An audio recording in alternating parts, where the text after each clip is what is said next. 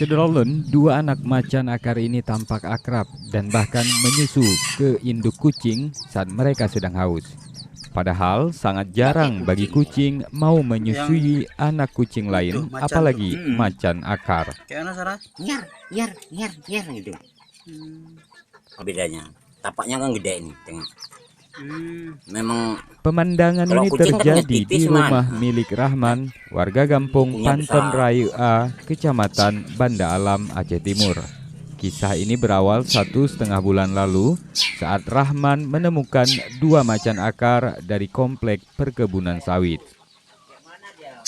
Kucing peliharaannya pun kemudian memperlakukan dua macan akar ini bak anaknya sendiri.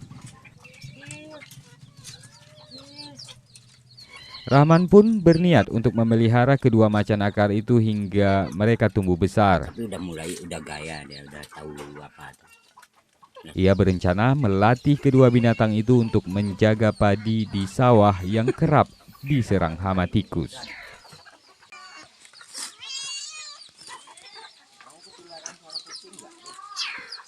Dari ID, Seni Henry, Serambi On TV.